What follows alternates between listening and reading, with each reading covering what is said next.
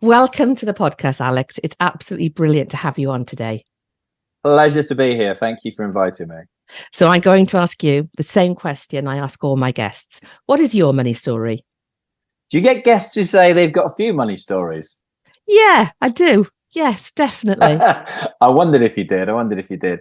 Um, my money story. I think probably like maybe a lot of people that you've had on, it's determined to a certain degree by the upbringing that I had, which was my mother and my father getting divorced, which was leaving a huge house in Canada, and my father allegedly, because I've only ever really heard my mum's side of the story, but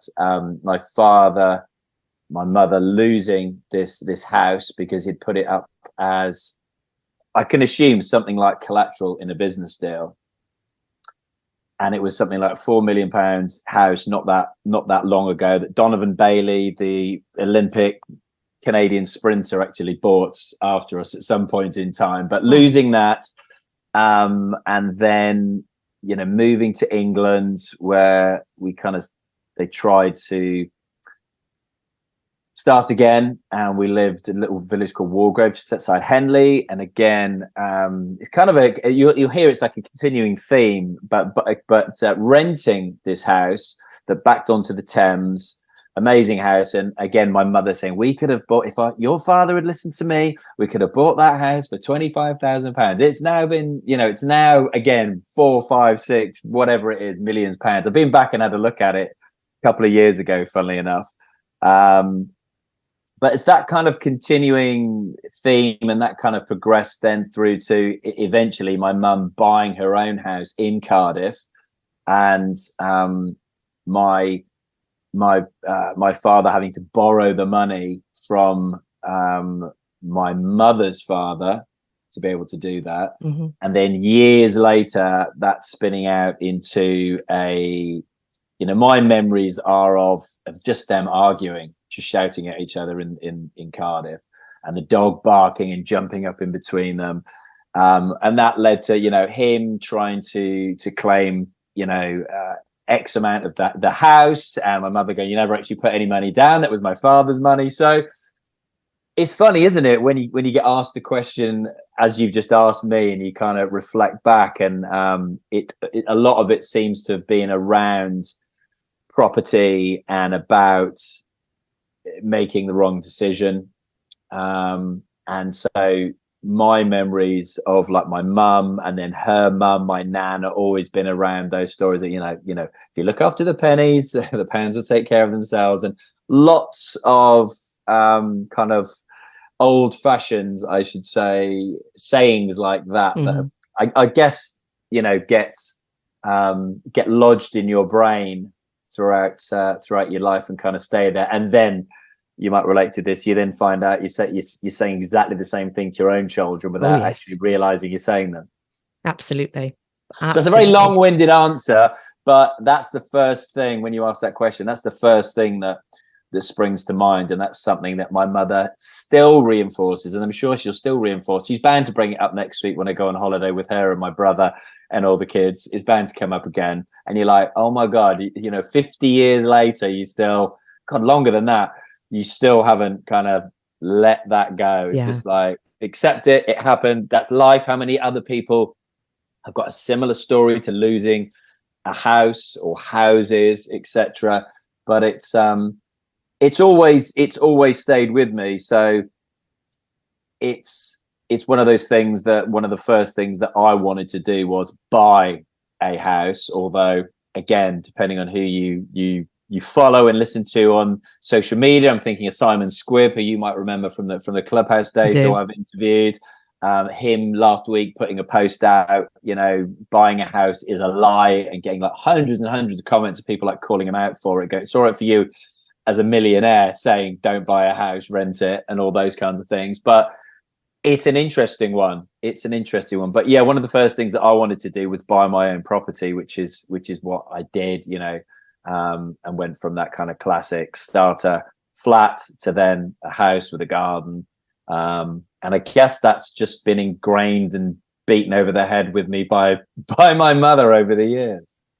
And it is interesting that, we always think we're going to be very, very different to our parents, and we're not going to say the things that our parents say. But actually, we do catch ourselves. And it can be quite a shock when you catch yourself saying something or some things that your parents have said to you when they were younger, that you are then saying to your children with regards to money.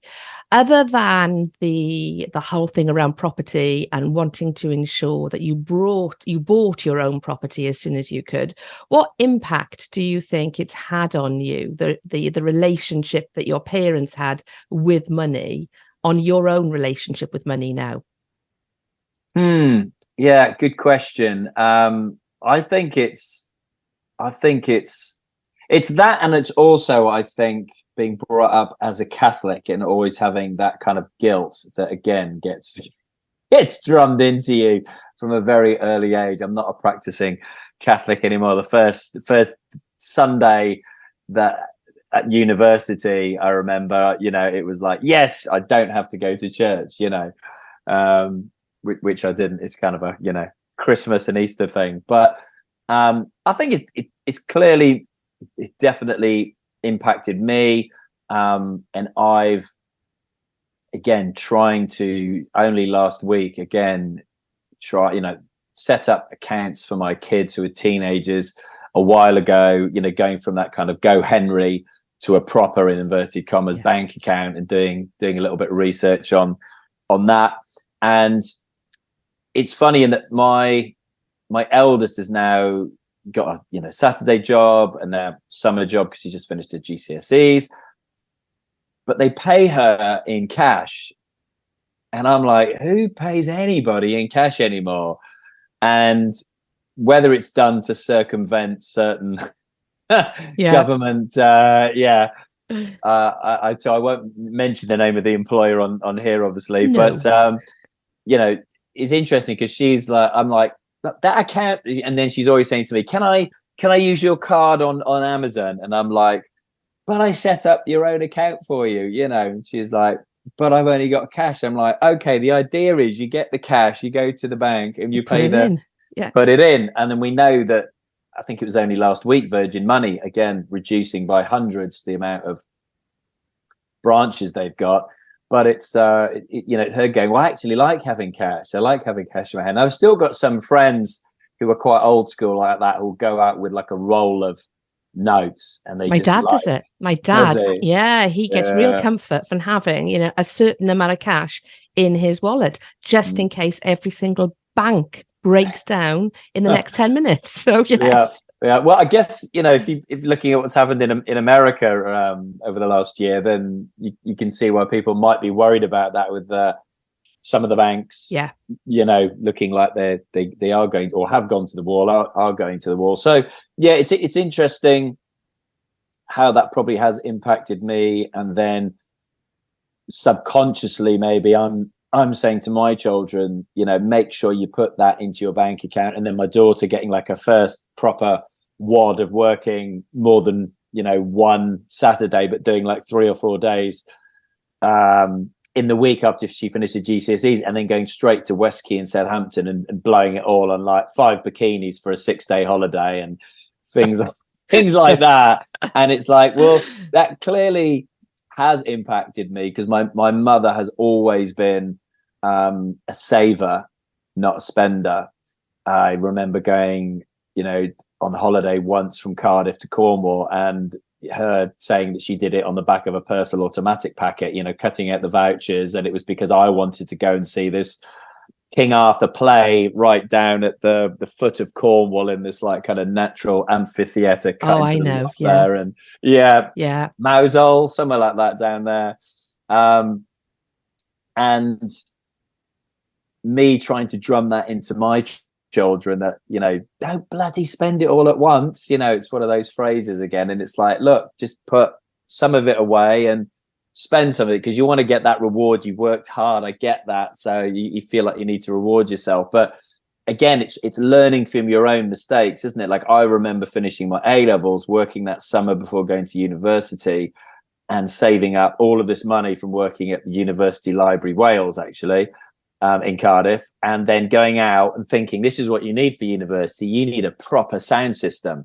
So I literally went and bought one of those huge, tower stereos that were the thing back in the day. We did a separate, record, amp, tape, everything. And I just spent virtually everything that I'd earned that summer on this one thing that I could go to college and kind of be really proud of and just kind of show off to anyone who came back to my pad. This is how cool I am. Yeah. Yeah. And then, of course, those things age so quickly, as we've seen with technology over the years. So, yeah, it is interesting, that question, how it's impacted me. And clearly, me, again, making those mistakes myself and then trying to reinforce them with my children.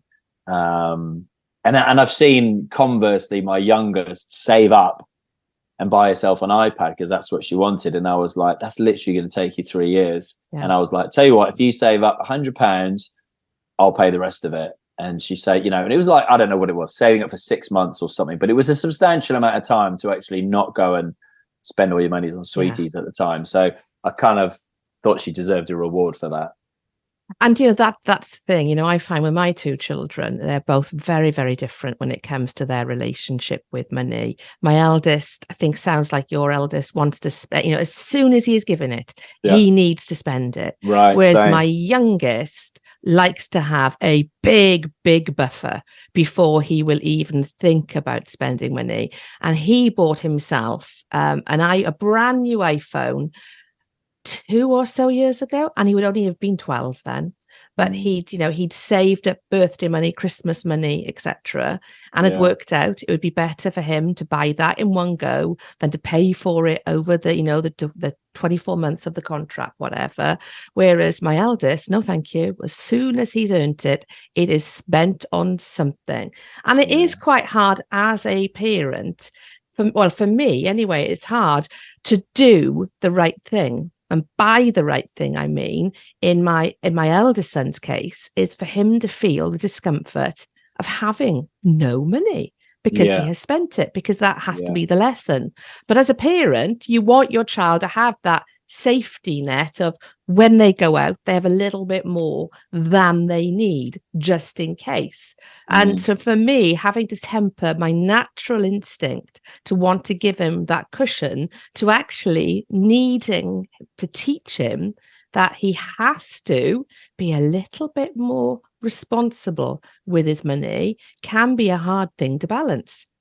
Yeah, and another lesson here is don't give your eldest, who's prone to spending all of her money, access to your Amazon Prime account, because then I've literally got these things coming through on my business account: fake tan, conditioner, hair dye, all the things that I use on a daily basis. Obviously body scrub.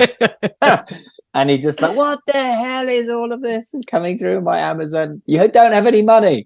Oh, well, I was going to pay you back. I was like, no, you were thinking Dad's not going to notice this coming through, So it's spend. Similar to your elder son by the sound of it. Absolutely. So we are both entrepreneurs. We both run our own businesses. We both come from the world of being in corporate, of having, the benefit of the regular monthly salary, etc. What made you jump off that train of having that comfort of knowing you're going to be having a regular salary into the roller coaster world of being an entrepreneur? And sometimes you still yearn for that safety of yes. You can understand why people never take that jump, talk about it but never make that jump. So for me, I spent 17 years at Virgin Atlantic getting that salary, that comfort blanket, and that was after initially joining the BBC. And then getting that urge to just go traveling again and getting paid for it, basically, essentially get paid to travel the world. But eventually, and for years, to be honest with you, maybe I was there 17 years, at least the last 3 or 4 years of that, I was not going out, seeing all the sights for the umpteenth time, going out partying with the crew.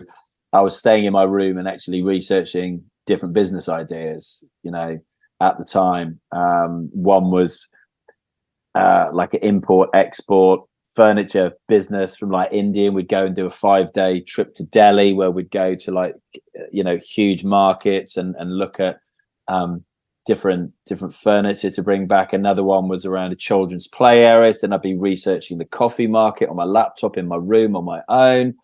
And I think it was probably a couple of things. One was definitely being surrounded by somebody like Richard Branson, who we used to see a lot of back in the day, not so much in the latter years of Virgin, but definitely back in the day, and also being a very entrepreneurial company, and there always being another Virgin company springing up, and them publicizing that, and me being interested in that.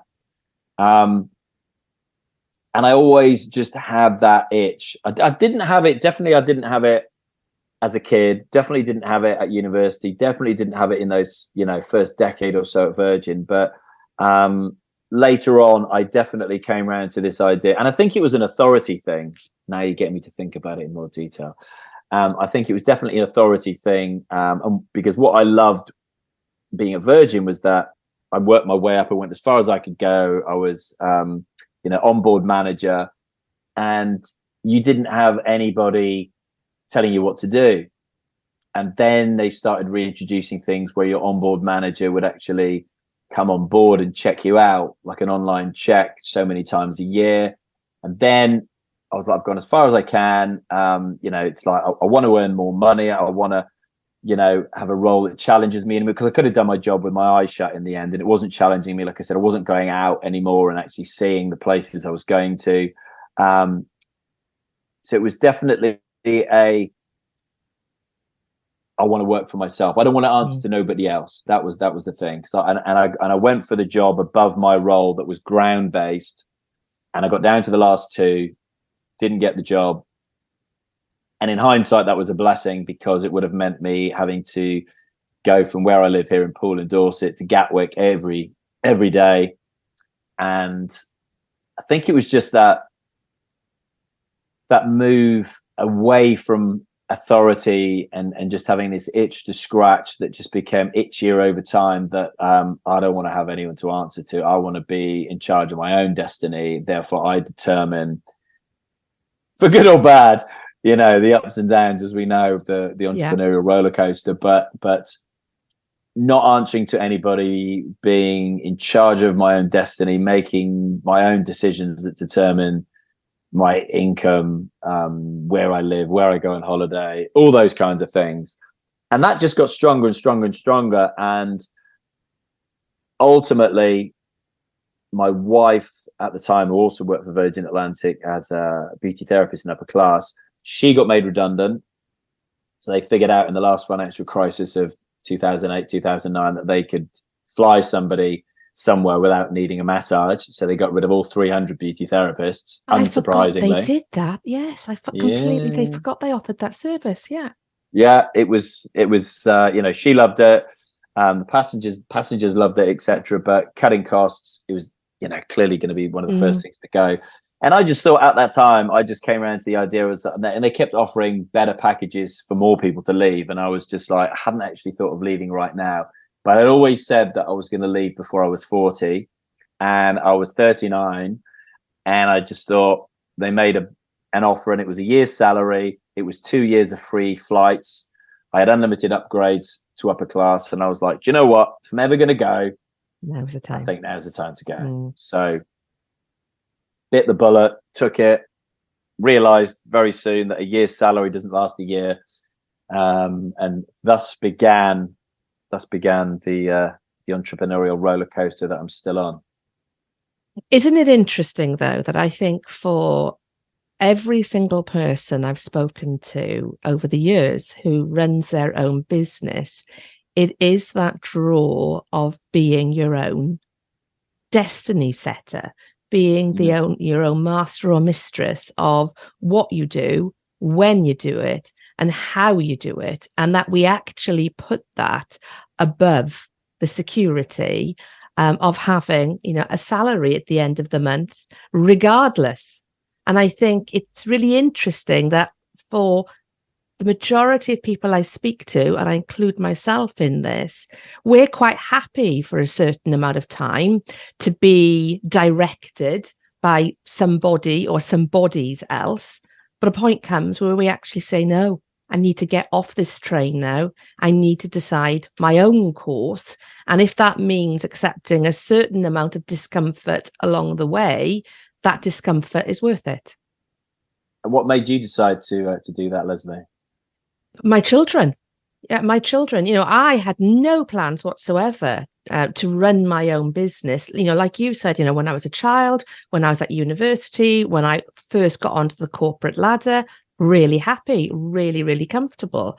But as soon as my children were born and having to go up to London, be in a job where I was clock watching to see if I could get home in time to give them a kiss goodnight, I suddenly realized I was not in any way the mistress of my own destiny at all.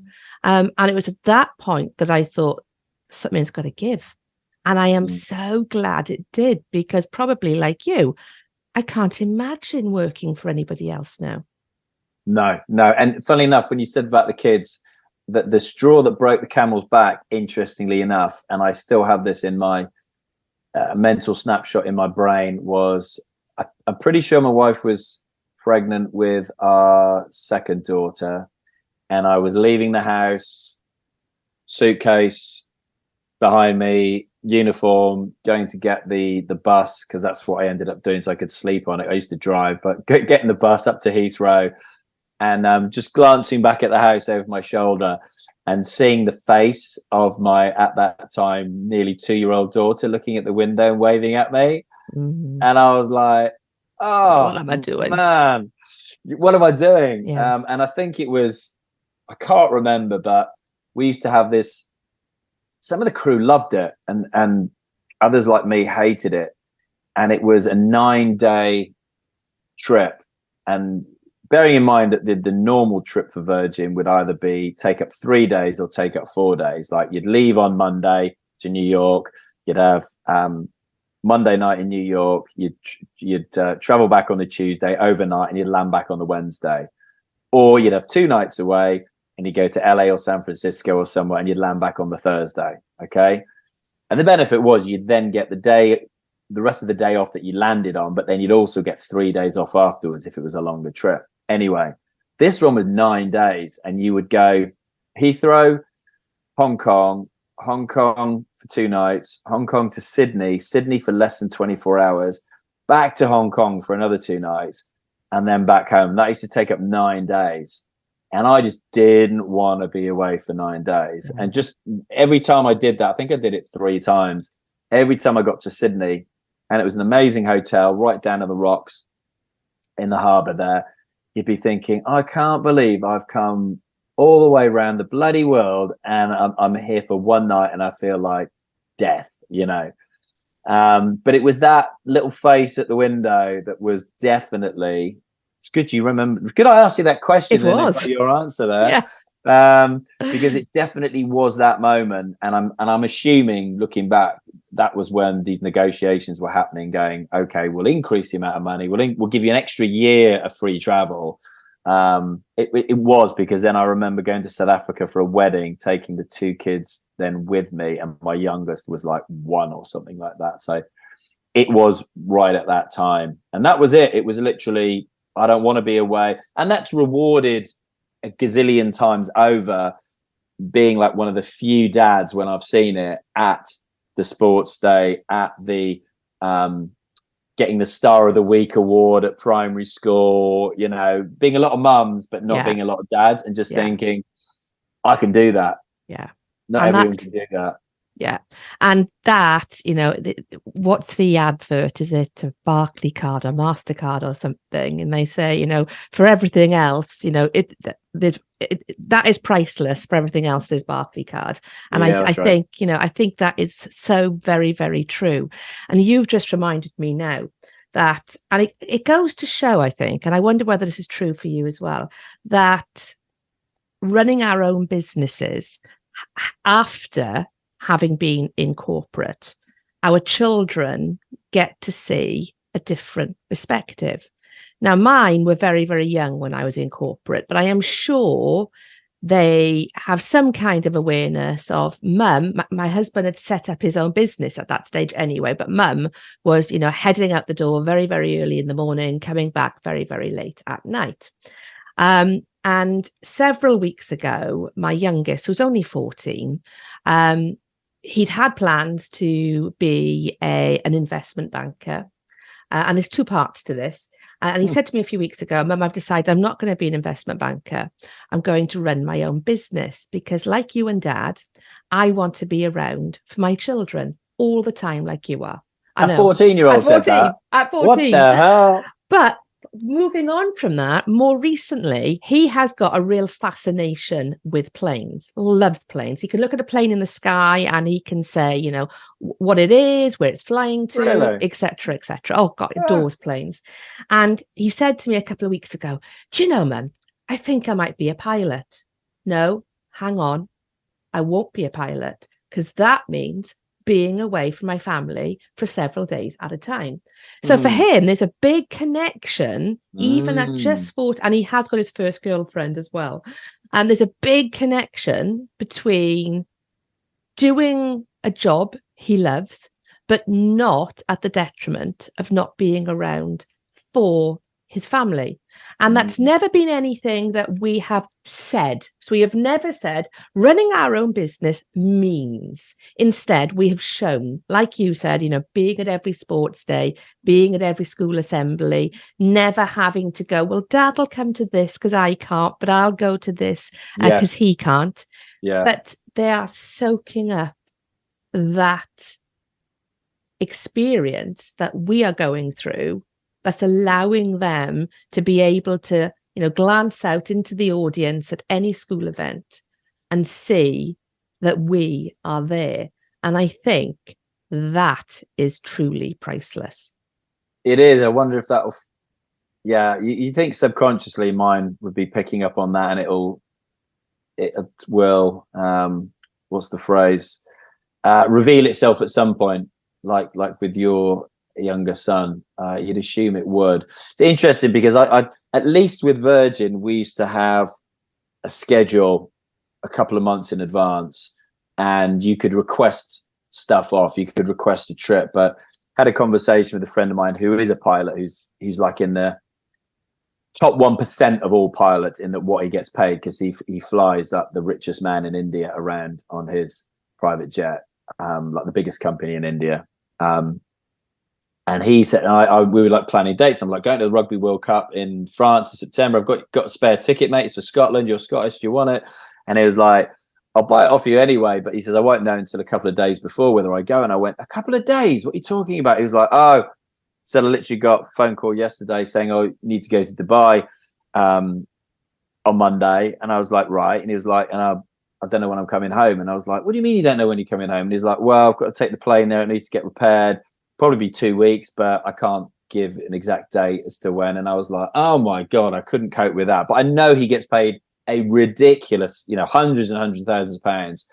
But to have that insecurity, and they've got, 2 twins, and he would have been there for a lot of stuff, obviously, but equally to not know what you're doing from one day to the next. I'm not wired that way. I couldn't cope like that. I'm quite a creature of habit, and I like structure. Yeah. And it kind of goes out the window when I go to somewhere like London, like I'm going tomorrow.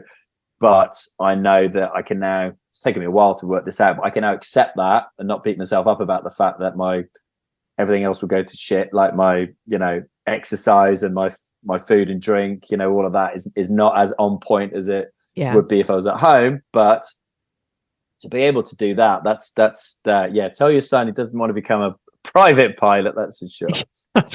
I will definitely share that story with him.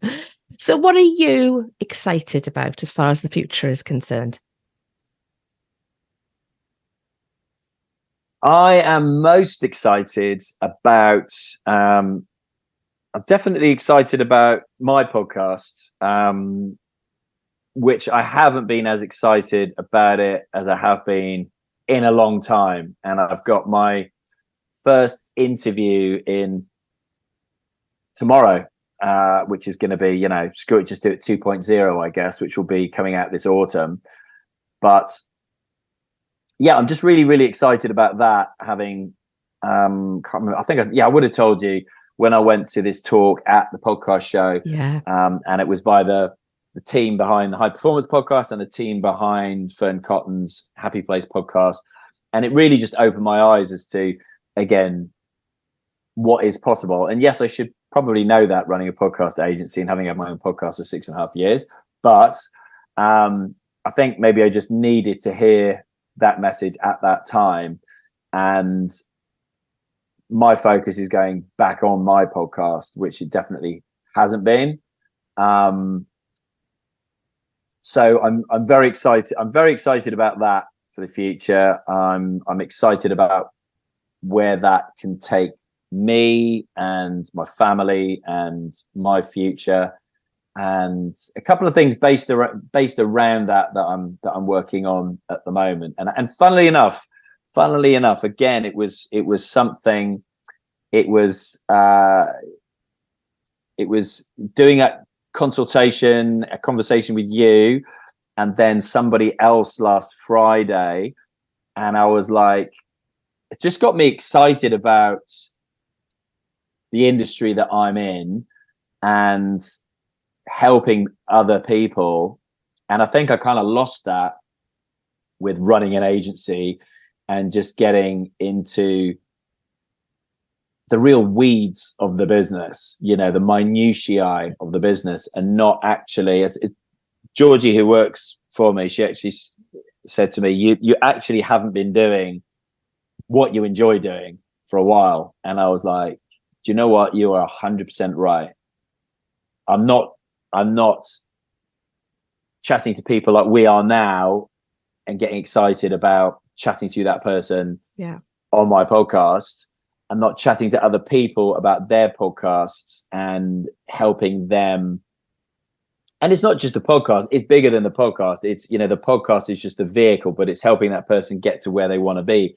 And that podcast, just like with me, the podcast is just a vehicle. It's an enabler to do that. But I've definitely gotten way out of the loop for that. And I'm now in the process of reimagining what the next 6 months, 12 months, 3 years, 5 years looks like. And you have those, and you might have had this as well, that realization that in theory, in 4 years' time, last child flies the nest, and there is another opportunity to reimagine what your life is like. There's so many people you speak to, and they'll and maybe these people are in, you know, those kind of traditional jobs where go, oh, all the birds have flown the nest now, the children have all left, it's really lonely. And you're like, but if you actually get proactive about that and imagine that happening, which I've started like a year ago on that, and it's now being reshaped by, you know, these kind of realizations, these screw it, just do it moments, for want of a better phrase, over the last few months, that you can actually shape that yourself. And for me, as you know, mine will be, right, I want to have a ski chalet, because you know where to come. I know exactly where to come. And it's, you know, again, one of those exercises I do, and it's you know, asking you that question similar to what you've just asked me, you know, what lights you up on a daily basis, and writing that down, and then actually looking at that and going, how much of those things that light me up am I actually doing regularly? And when you actually go, okay, well, my favorite thing in the world is snowboarding. I haven't been snowboarding for 2 years, and this isn't true, but it was true at one point. And it's like, I love golf. I play golf twice a year. And it's things like that. And you're going, well, and I love hanging out with my friends. When was the last time you saw these friends? Oh, 2 years ago. And it's just like, man, come on. Yeah. Work it out, you know, rework this whole thing so that you are, as you say, you know, what are you excited about? So now I am excited about, you know, I've got a weekend away with my friends from university playing golf. I'm going to the Rugby World Cup in France with my oldest friend from Cardiff High School. to go and watch 3 of the games in the World Cup.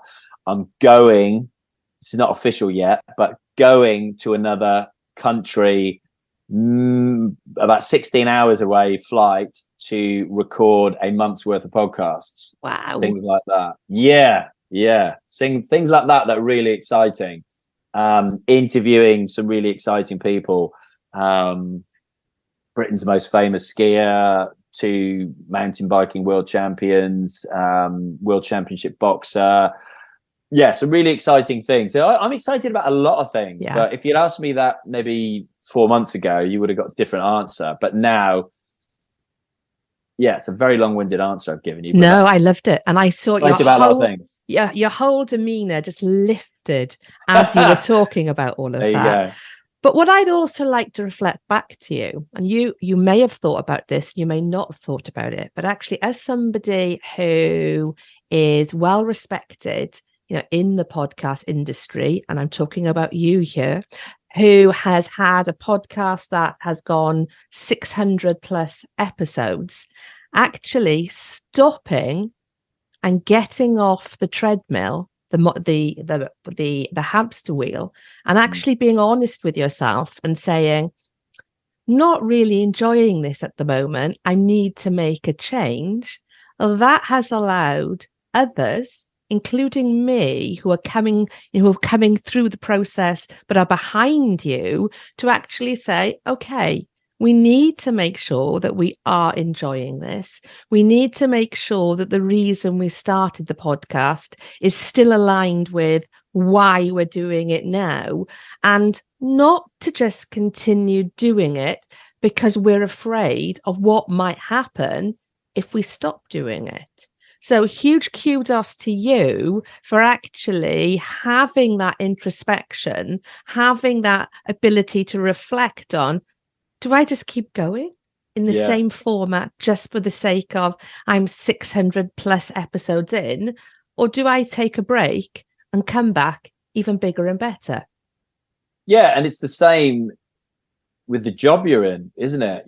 Questioning that, is it still serving you? Is it still serving its purpose? And it's definitely, and for me, look, starting a podcast might not be the right thing for everybody, and it might be that you discover that on that journey. But I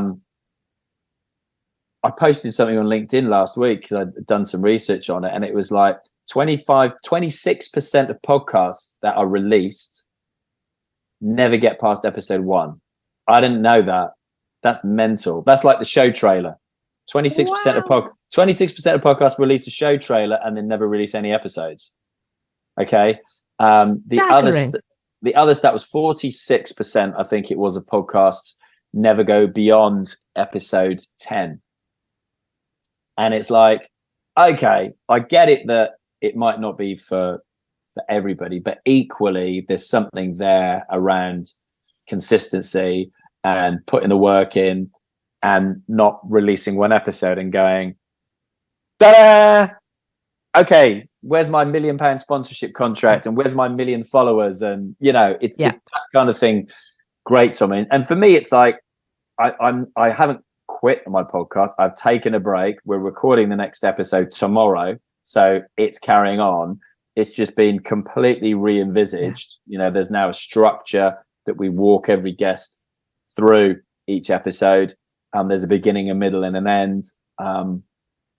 I've got who I want to get on that podcast, and aspirations for future guests, etc. And like I say, it's the same with a job or everything in your life. I think you question relationship, etc. Everything, but you also have to look at it and go, am I not doing it justice? Am I putting the work in? But equally, as you said, if it's not serving you, then it's again making that decision, whether it's the job, and then we kind of go back to leaving the world of employment and becoming an entrepreneur. And it's being fair enough to go, actually, well, if this isn't serving me, I've got to be big enough to actually say stop. How often do we say stop Not things? enough. And we just keep doing them for the sake of doing them. Yeah, absolutely. Absolutely. And you are so right. But you doing that 600 plus episodes in, saying, need to take a break, need to work out the new direction for the next 600 plus episodes. I think that gave a lot of us almost permission to go, do you know, if that time comes where we feel we need to do the same, then actually it's okay to do so, because Alex Chisnall, he's done it. And look how long he's had his podcast for, the success he's had on that podcast. So thank you for doing that, for giving us the ability to realize, actually, we're not just the masters of our own destiny in our own business. We are the same when it comes to the different vehicles we use to promote that business as well. So thank you. So how can people connect with you, Alex? Easiest way, I'm Alex Chisnall on all social media except Instagram. It's Alex Chisnall _ everywhere else, like LinkedIn, Facebook, Twitter, etc. It's at Alex Chisnall. And then it's easy, Alex at, I'll say screw it, just do it.org is my email. So Alex at screwitjustdoit.org is the easiest email to get hold of me, for anybody who'd like to get in touch. Brilliant. Thank you very much for your time today. I have really, really enjoyed our conversation, and it's given me lots of food for thought as well. So thank you for your time. You're very welcome. Thank you for having me on again. It's been a pleasure. Thank you.